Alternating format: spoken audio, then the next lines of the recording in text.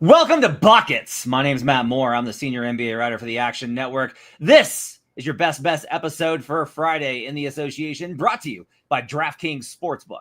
The crown is yours. On today's show, we will give you best bets for the whole 12-game slate in the NBA. We have 12 bets for you tonight. Should be a good one. We're also going to give you a special segment where we're going to go through a pick'em pool, because there's a pretty good pick'em pool out there for cheap that you can get in just for funsies that we're going to talk about later in the show. If you've got best bets that you want to talk about for the Friday slate, all you got to do is pop them in the comments here at youtube.com/the Action Network, and we will get to them in the open run at the end of the show. Join me tonight, Joe Dellera, Esquire, as he is known tonight, and we'll get into why that is. Bryan Fonseca, NY. Joe Dellera, by the way, the Cash That podcast, which you should go and download and listen to now. He does all sorts of best bet writing for the Action Network. Bryan Fonseca, NY, on Twitter and in the Action Network app, on his own YouTube page at Bryan Fonseca, on the New York Post website as well.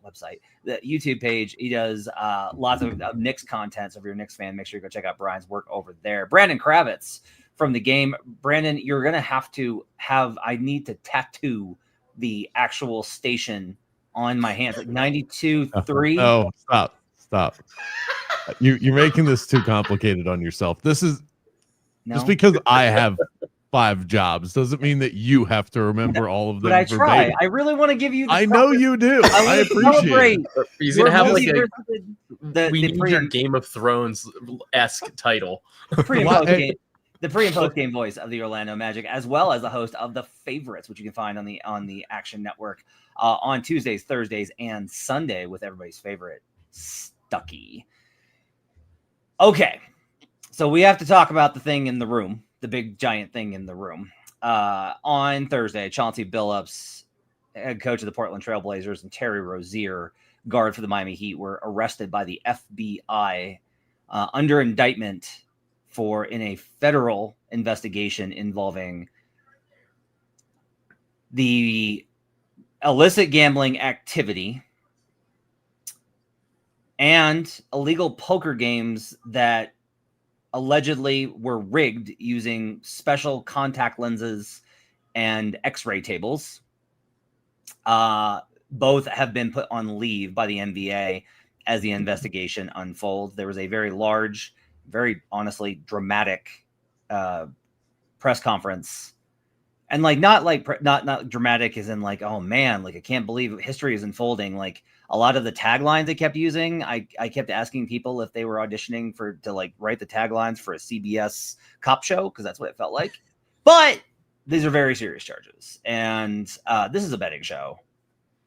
Like we have our own stuff. Like we are not. I'll say this: like we're not in a place to speak on what the league should do or what the country needs to do or any of this. We'll talk about the facts of the case as we know it today, possible ramifications. When more ramifications come up, we'll talk about them. We will handle the betting angles because that's what we do here on the show. We don't take it lightly. It is a very serious matter, and responsible gaming is incredibly important. And as somebody who has worked with the league on betting matters, like I've done NBA bet streams and I've written for NBA Bet and I've done stories on the NBA, and I am more informed than most on the systems that are in place that were in part why these instances were caught. The only thing I would stress is that like know what you're talking about before you enter into the conversation, because it's really important to understand that like when people are like the league had no idea, well, that's not true, because DK flagged these bets and they were discovered, and that was part of this is part of the whole process. When these books were placed at legal sports books, there are triggers that go up to regulatory agencies that the NBA is in concert with.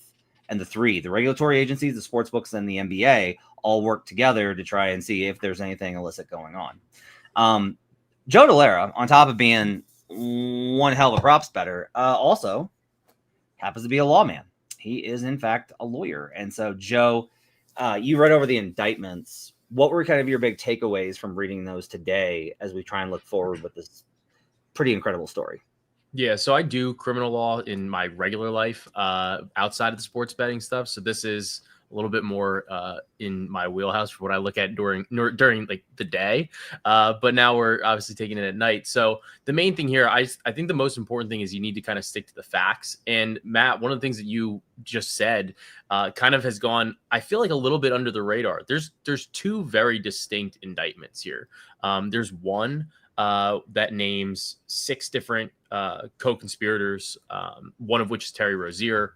And then there's another one which names like 25 different co-conspirators. That one includes Chauncey Billups. The one where Chauncey Billups is named is dealing with primarily the poker game thing. There's no allegation in terms of illegal sports betting or fraudulent for sports betting or leaked information or anything like that in that indictment. That indictment is strictly related to poker. They're illegal. It's talking about illegal poker games. And then there was an expectation that these victims were expecting the games to still be straight. And instead they were rigged, or so to speak. So I don't think that one's as important from our perspective in terms of like sports betting itself. It's relevant because Chauncey Billups is a coach in the NBA, but that indictment in and of itself, I don't think is as like important for our purposes, right? The other case where Terry Rozier is named, a lot of it is what we've kind of been hearing before. I do think it's notable and a little bit interesting that the NBA decided that they weren't going to pursue anything. But then you see the Federal Bureau of Investigation and the Department of Justice go and come out with an indictment. So that's something that's interesting, but there's also different things where the federal government can do a lot more in terms of punishing people than the NBA can. So that could be a reason, but that's just a little bit speculative at this point. But the important thing here is this one's really talking about it's really what they're charged with that I think is most interesting. So they're not charged with like that's not how the federal government works. Like they're not charged with the illegal or, like rigging games. What they're charged with is they're charged with wire fraud and their conspiracy and money laundering conspiracy. And the gist of it is that underneath the dissemination of Terry Rozier's tips about whether or not he was or wasn't going to play, it essentially created, or the federal government's alleging that it created a scheme to defraud betting companies through false representations. And then it happened through interstate wires. And that's how the federal government has jurisdiction over this. So interstate wires, like if anybody watched The Wire, that's kind of like how we're like what we're talking about here. But you're talking about being able to, it could just be through the internet, it could be through the phone.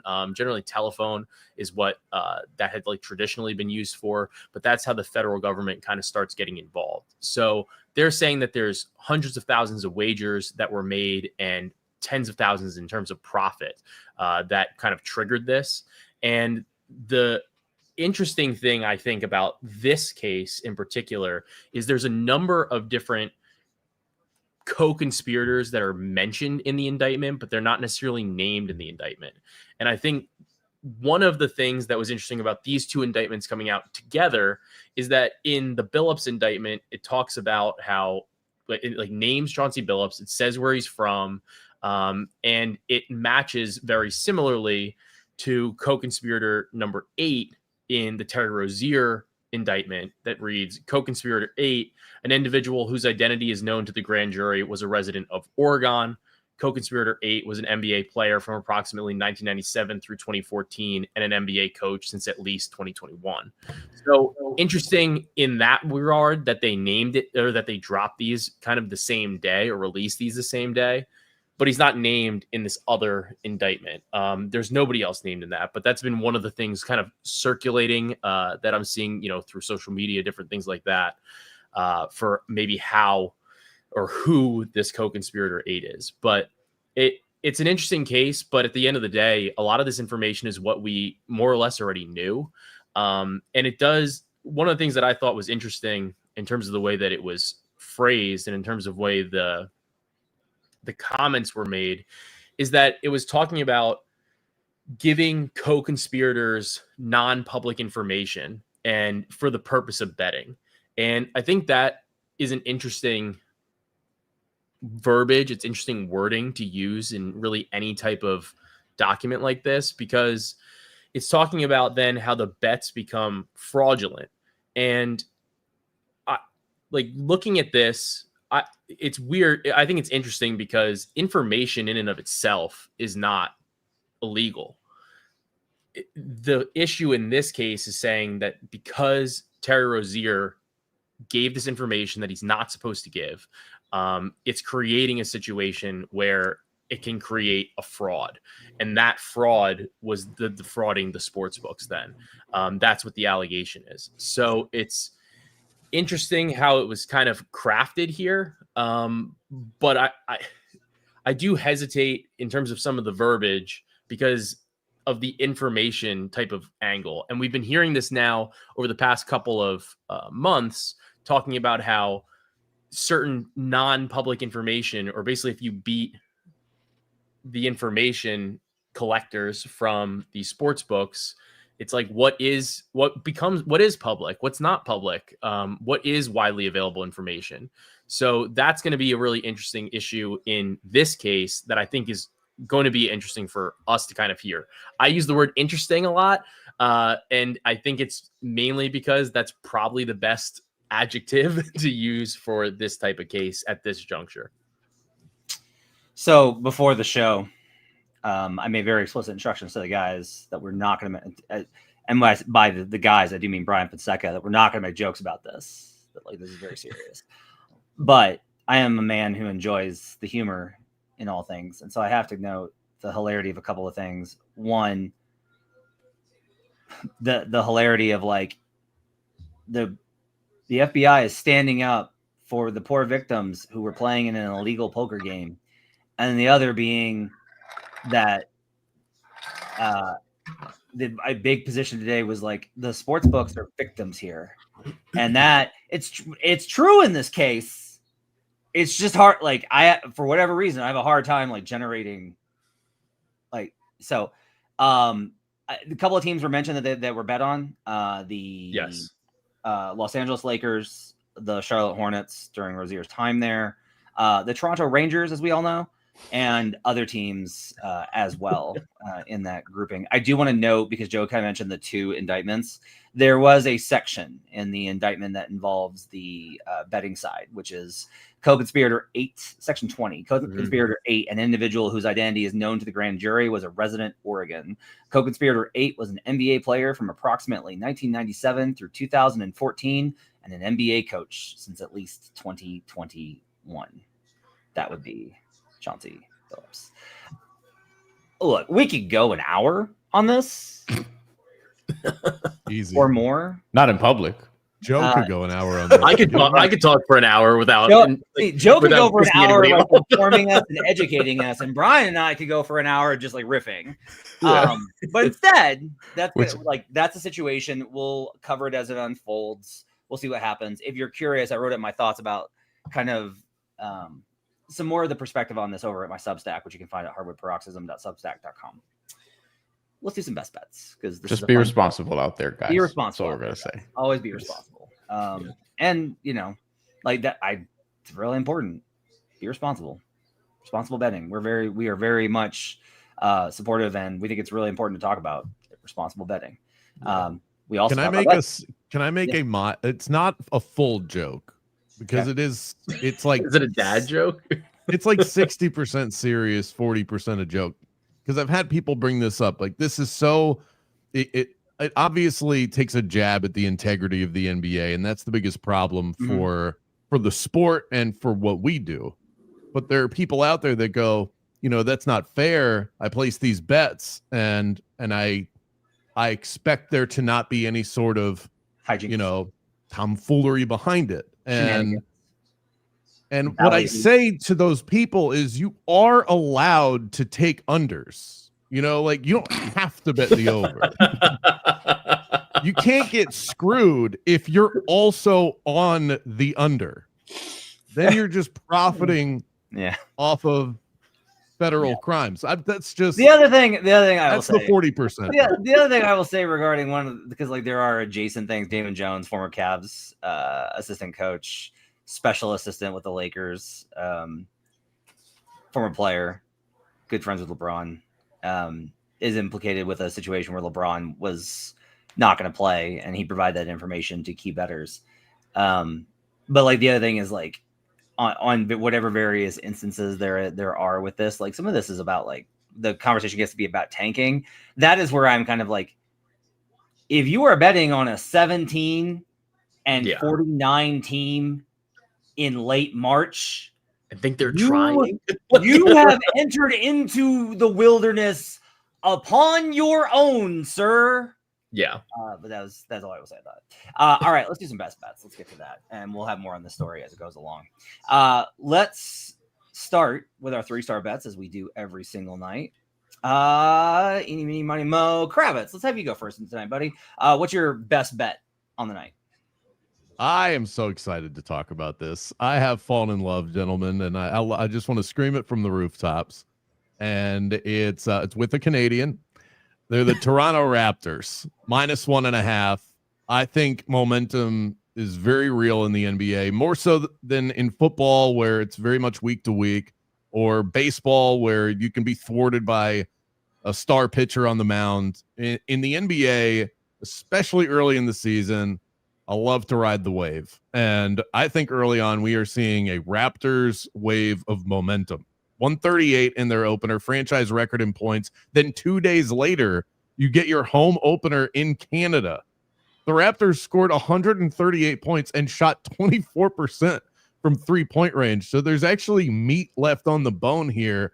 The Raptors last year, when favored in any game, covered at a rate of 60%. We are seeing a similar version of the Raptors. I think an enhanced version of the continuity that we saw build towards the end of last year. You can't trust every mid-level team in the NBA as a favorite, but I think you can trust my newfound love in the Toronto Raptors, -1.5 against the Milwaukee Bucks. This is my 3-star for the night, so we're going to go ahead and knock this one out as well. I am with you on this. I think this is a good side. I make this game Raptors -2.5, so I've got about point of value on this.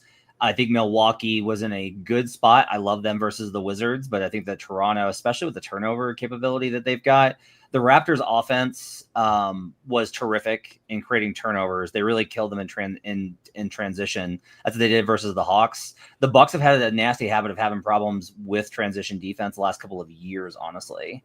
Not just with Doc Rivers. It kind of started before that with Bud. They just don't get back as often as they need to. Maybe they'll change this year because they've got some new personnel, but I do think that's a weakness. I think the Raptors at home, especially in this opener, I think this is an excellent opportunity for them. I like Raptors -1.5 as my 3-star as well. So, or 1-star rather. So that's my endorsement of Kravitz's pick. Joe Dellera. Make it a 4-star play then? If it's a 4-star play. There you go. It's official 4-star play. Like a general. I will say that because Fiddle is a hyper competitive person, he has started telling me how many stars he has accumulated on the show. Are we gonna? Yep. What is this? First grade? After the first night, he was like 6-star night. I was like, okay, I kind of like it. You can start tracking stars. Like We're gonna have a bucket standings. Yeah, we'll have to get some standings on the stars. I like this play. Can I get multipliers on my stars if I bet alts? No, because Brandon Anderson will just constantly be like, no, I should get 17 stars because mine was a +17.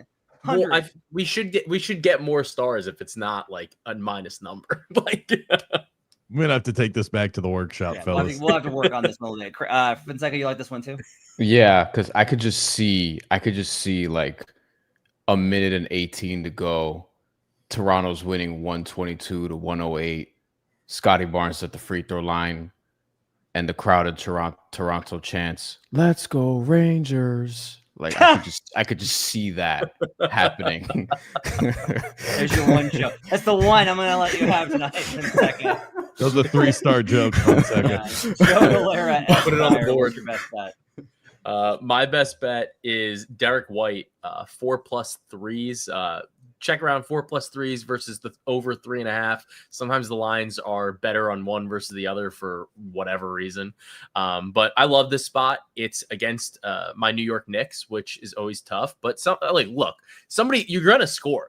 Players are going to score against the Knicks. It just is what it is. But he took 13 threes in the Celtics opener, and New York still highly susceptible from beyond the arc. Cleveland took 46 threes against them, which was over 50% of their shots. Now you play the Boston Celtics, which is just that's what they do. I think White's going to get up a massive amount of threes, and when he takes 10+ threes, so I'll lower the expectations a little bit. When he takes 10+ threes, he's made 3 or more in 28 of his last 30 and 4+ in 20 of his last 30 when he's taken at least 10. So I think there's going to be a ton of volume here against the Knicks. They're going to want to bounce back after that tough loss to Philadelphia. I think Derek White's just going to keep chucking threes up. Arguably their best player at this point. No slander to Jaylen Brown, I guess. I have another play on this game coming up. I like this angle a lot from the perspective of the personnel is just not really built to contain the 3-pointer, and the Celtics are not going to stop shooting. They're just going to keep taking them. That's what they're going to do. Missoula is who he is. For my 3-star play, what could be better than going back-to-back with the Kangs after I barely got home on 4.5? Just by the hair on my chinny chin chin on Wednesday night. I'm going back to the wagon with the Kangs, man. You're fading the Jazz right now? I'm fading the Jazz. I'm with him on this. Jazz? Matt, I'm with you totally on this. We're going to have a no Kings day on buckets.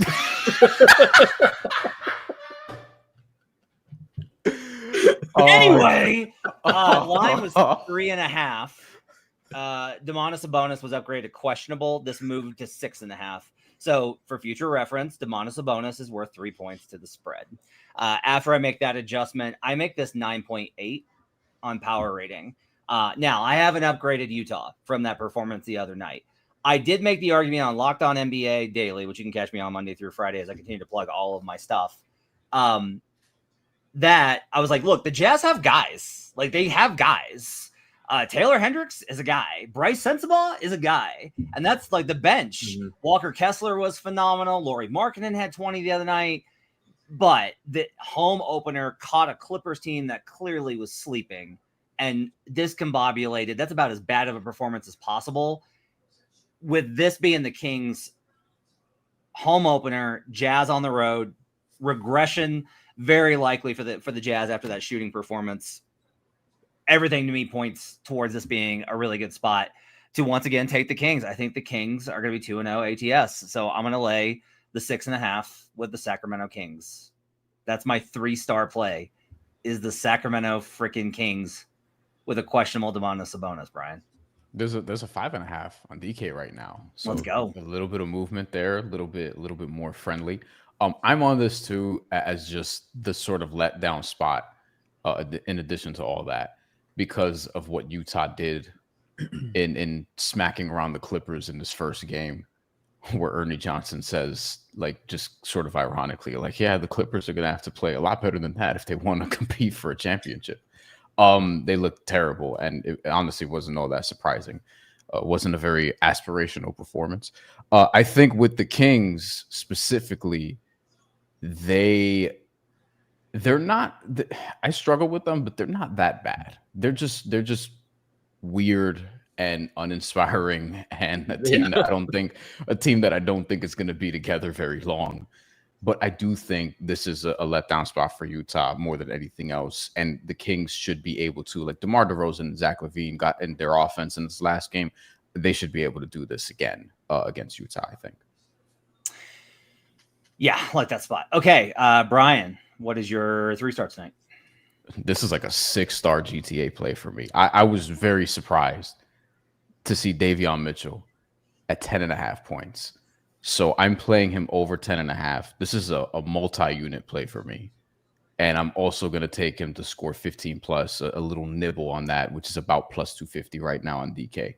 Davion Mitchell looked awesome, validated a lot of what you were saying, Matt, leading up to the season in terms of how you feel about his potential breakout.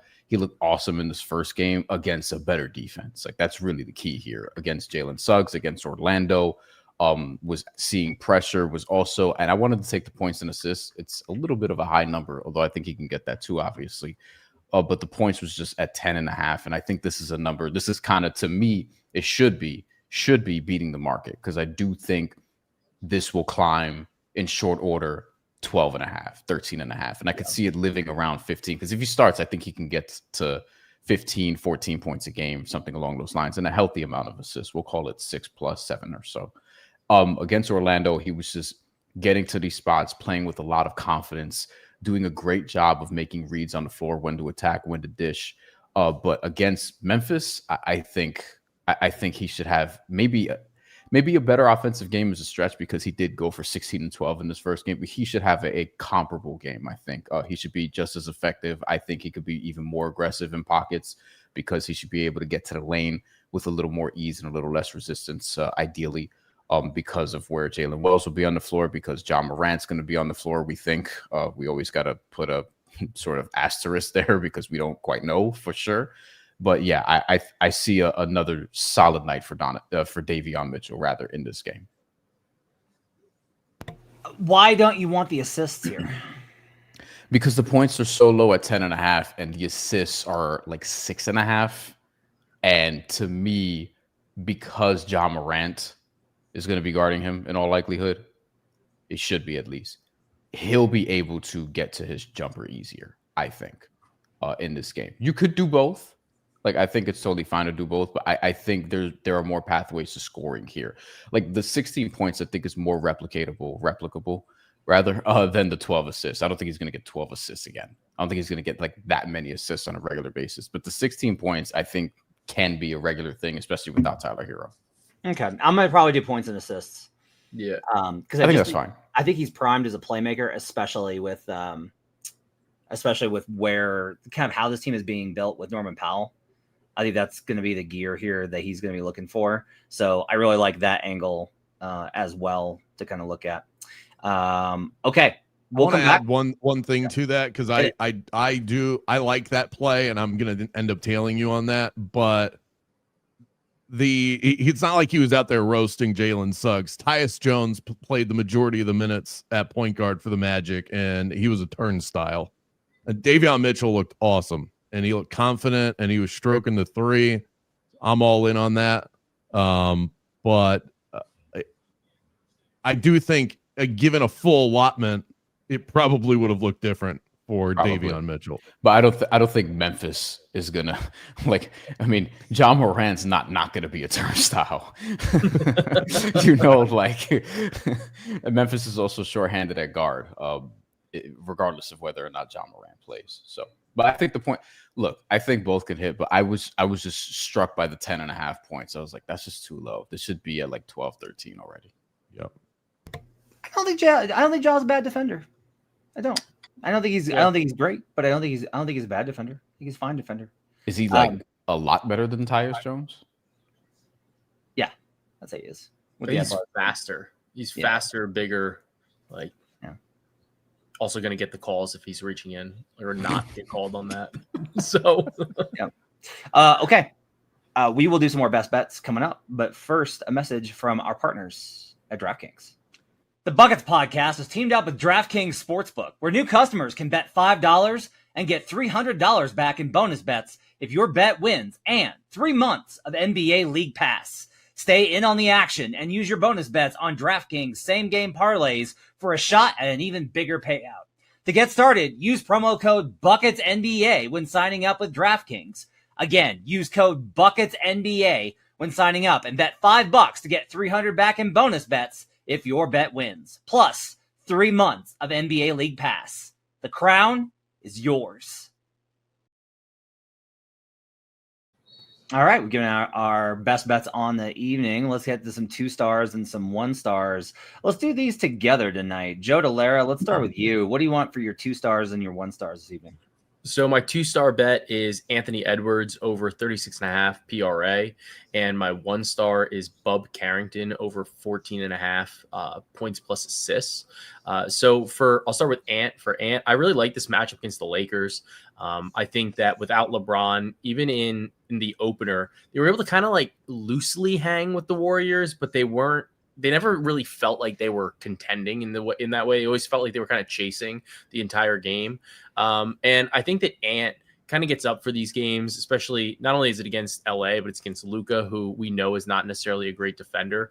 But when we look at what the Lakers kind of have personnel wise, I think that Ant is going to be able to really excel in this particular matchup as a scorer. So he's had a lot of success in his assists and in his rebounds against the Lakers in particular over the past couple of seasons, even with Julius Randle. But when I look at his points, rebounds, and assists, he kind of actually struggled in the points department. But I think without LeBron and without Anthony Davis, he's going to be able to effectively get into the paint, get to the rim, and be able to score that way while also generating some contact.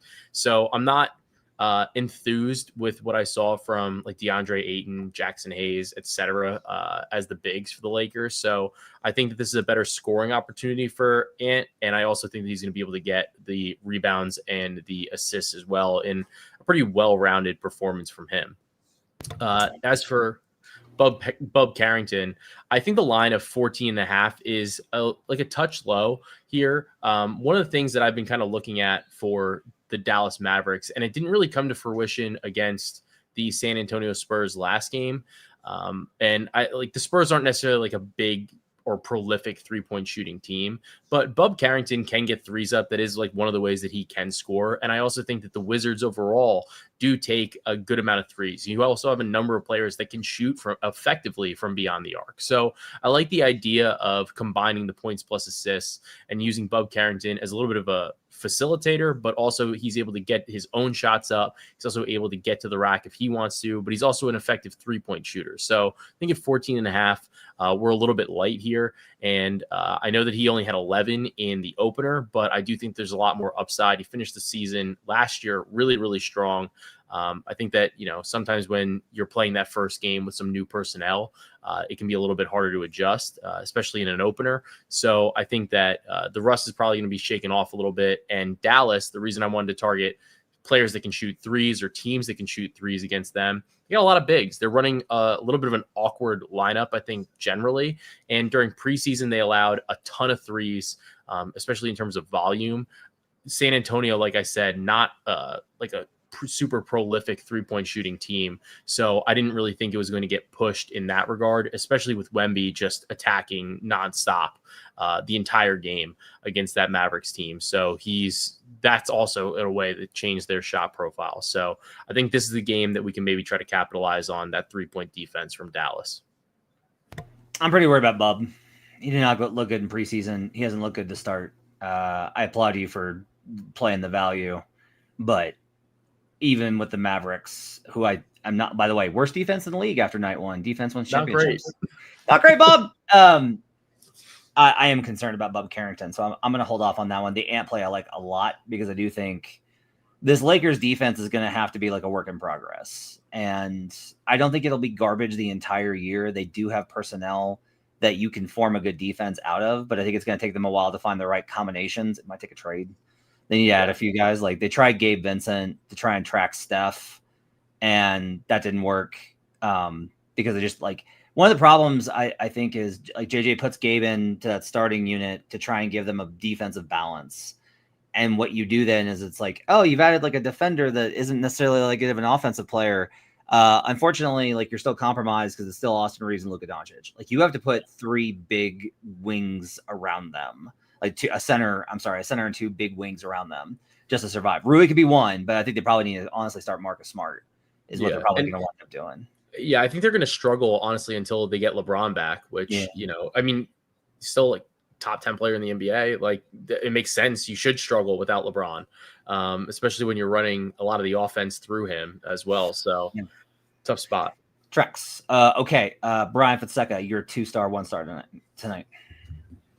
2-star first, that would be Paolo Banchero over 32.5 points plus rebounds. The Raptors will be serious now. The Raptors absolutely punked the Atlanta Hawks in this first game. They shot a very nice 69% on twos, 48 for 70. They didn't shoot a ton of threes, and they didn't shoot well from three, 6 of 25, but they kept getting into the lane against this Atlanta defense over and over and over again so easily. I think Orlando is going to try to do similar things on offense. I think Paolo Banchero will be at the head of that. He got to 24 and 11 against a better defense with Miami, with Bam. Wasn't the most efficient, but did get to the free throw line. Shot 12 free throws, made 9 of them. So was able to get to 35 there. This is just a better matchup for him. Me and Kravitz were talking about this before we got on, but his history against Atlanta better than his history against Miami. And you're also throwing in there the fact that they're starting Kristaps Porzingis at center, to which I'm like, okay, we're going with this lineup. I feel like at some point I'd like to see them entertain what a Jalen Johnson, Porzingis, Onyeka Okongwu front court would look like, but you'd probably be thin in terms of your depth at big if you did do that. But Porzingis is not good. Like, he's going to be mostly on the perimeter now. He's not going to be somebody, and like offensively at least, and defensively, he's not where he was years ago, even a couple years ago. So he's clearly somebody who I'm not really saying that Paolo Banchero should fear in any way, shape, or form. And from a rebounds perspective, Raptors 54 to 34 against the Hawks. I think Orlando can replicate some of that too, because they can play similarly in terms of just hitting Atlanta in the mouth, getting into the lane with ease. It wasn't just Trae Young, but there was a lot of Emmanuel Quickly just absolutely making Trae Young look silly, getting into the lane. We know what RJ Barrett's going to do. It was a lot of the same thing. And it was also the cutting from a lot of guys, and being able to take advantage of the 16 turnovers that the Atlanta Hawks had. The Raptors had a bunch of turnovers as well, but they were able to still neutralize the Hawks because of the way they played. And I think Orlando can replicate a lot of that, and I think Paolo Banchero could be at the head of that. So we're going with him over 32.5 points plus rebounds. And then 1 star. There was a head-to-head prop, or not a head-to-head prop, a combined player prop on DK for Brunson and Derek White to each score 20 points. If you actually just parlay them manually, you'll get slightly better number. Derek White to score 20, so this folds into what Joe was talking about earlier. And then Jalen Brunson to score 20. If you want to do Jalen Brunson to score 25, you'll get a slightly better number. That is like plus 168, 170, something along those lines. But for each of them to score 20 points, it's plus 106 right now. So decent value there. And you're essentially betting Derek White to score 20 or more points at plus money, because Jalen Brunson should be able to get this. Yeah. Both similarly from the field, really struggled in game 1, really struggled from 3. Brunson was 5 for 8. From 3 was about 1 for 9, but was 12 of 13 on free throws. Derek White was 7 of 20 from the field, 4 of 13 from 3, made like all 7 of his free throw attempts. So I think similarly, both of them could positively regress, be a little bit better from the field. And Derek White's just going to continue to shoot a shit ton of threes, because what else is Boston going to do? Especially if Karl-Anthony Towns isn't there, then you really like this on the Brunson side, but you also like this on the Celtics side because of how they can generate these 3-point shots. Okay. So here's my concern. Brad Rowland kind of talked about this from Locked On Hawks. Brad's like my go-to guy for all things Atlanta. He was looking at it, and the Hawks half-court defense was fine-ish. It is currently ranked 12th worst in the league, which isn't like not good, right? It's not top half of the league. But considering how much the Raptors just absolutely blitz them, that's not bad. And I don't know if I love Banchero going up against a half-court defense that might be better in this game. I like the rebounds aspect, and I actually might play like his rebounds and assist over. I'll see what that number is, because that to me feels like a better play here. Paolo, if you remember, like before his last 2 baskets, was shooting badly again. And Kravitz, will go to you as the Magic Whisperer here. Like, I am still kind of like, I would very much like to see Paolo rattle off a few nights where he's shooting better than 50% from 2, at least, just to be able to feel like I need to see a little bit better efficiency on Banchero. He might just get here on volume though, so Brian might be fine there. Yeah, that's sort of what I'm looking. And free throws, he'll get to the line also. This is just it is a better matchup for him. He really struggles against the Heat. The Heat create a wall around the basket. Paolo doesn't play well against teams that do that. Franz, it's usually a Franz game. Franz scoring 24. They both scored 24 in this game, but Franz scoring 24 is more impressive than Paolo doing it, because Paolo should roll out of bed with 24, given his gravity on this team in terms of what he brings to the table offensively. Franz can go around it with his Euro style. Paolo wants to go through it. If he's not getting to the stripe, then his offense is kind of nullified.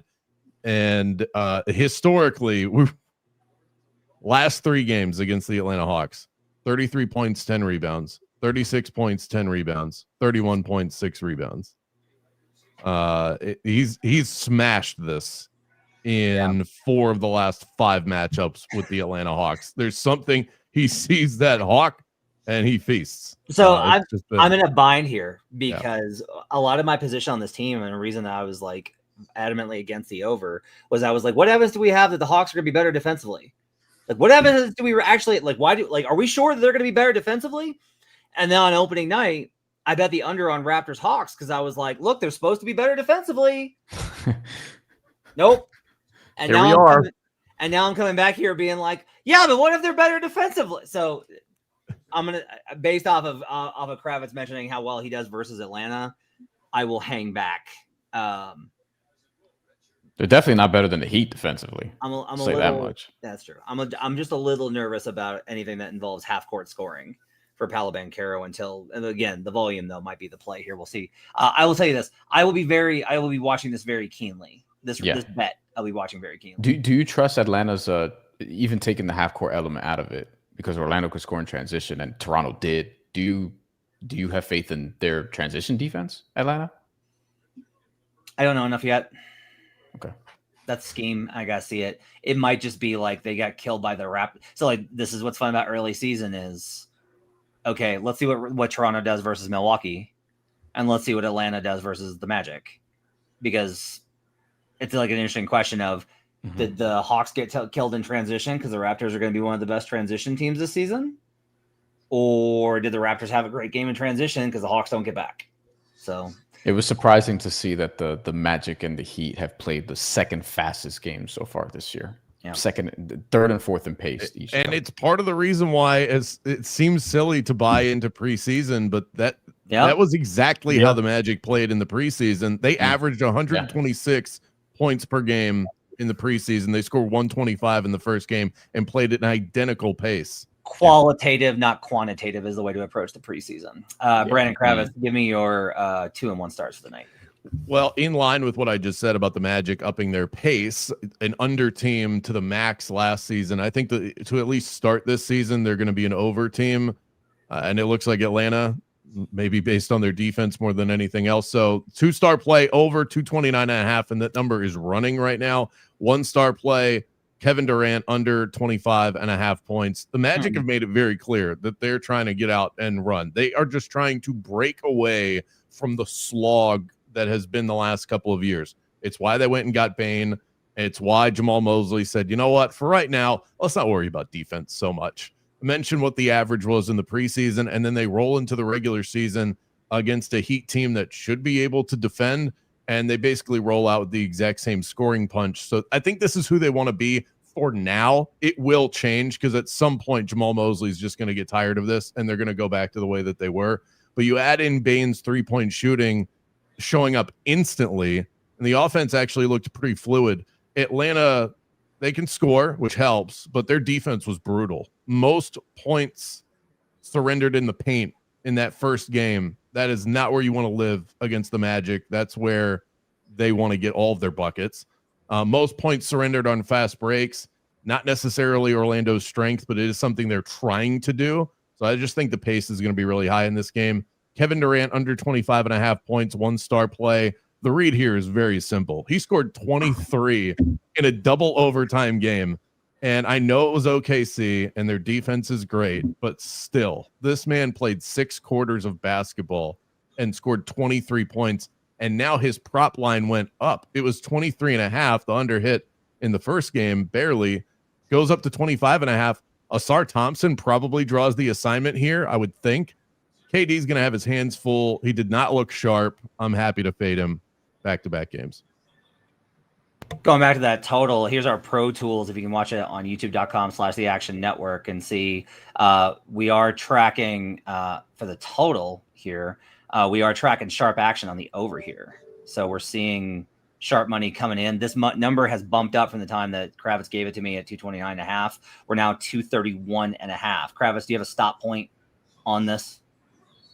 I think 232. You should probably break away at that point. Okay, so it's still 231.5 in the morning. You should feel okay about it, but bear in mind that this thing is on the move, which is promising for him. Also, I need to charge my phone. It's the thing that also needs to happen.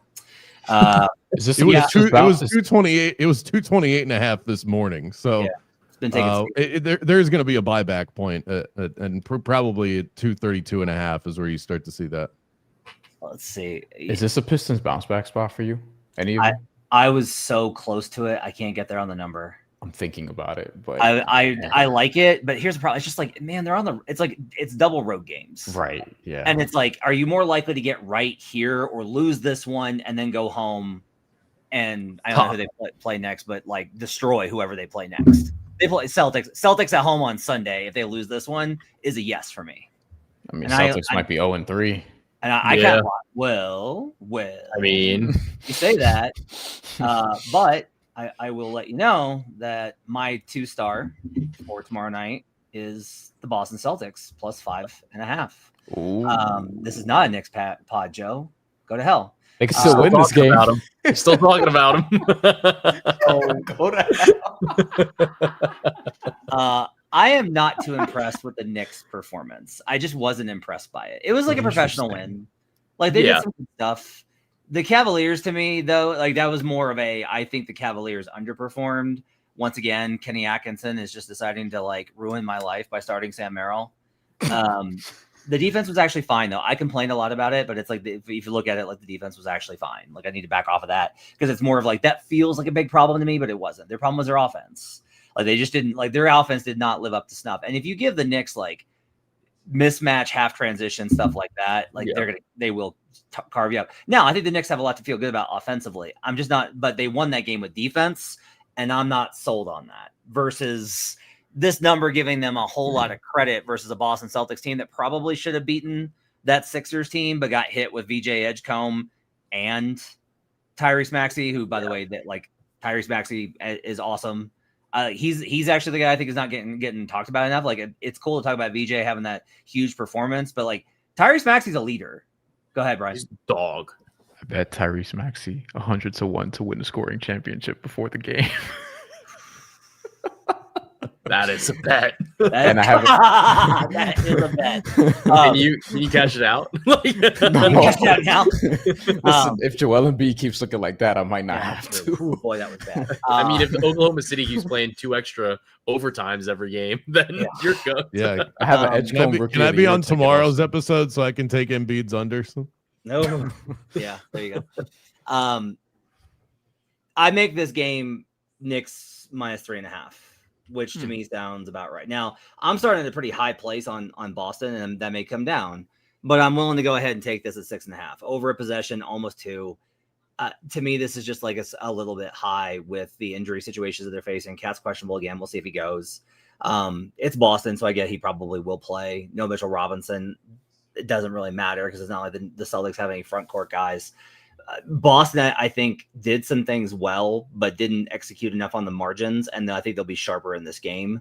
It's enough for me to make it my 2-star on the night. So the Boston Celtics plus 6.5 is my, or 5.5, I'm sorry, is where it's at in the market now, is my 2-star.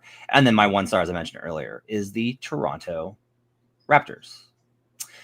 Okay, so for our special bet of the night that we do every single night here in cooperation with DraftKings Sportsbook, the crown is yours. There are pools that you can get into, and this is like a cheap bet. This is just a fun one. You can get in on a pick 'em game for tomorrow night's game. Pick all 12 games, just the winners. We're doing money line here. We're just doing winners because the payout's a little bit better on the pool amount.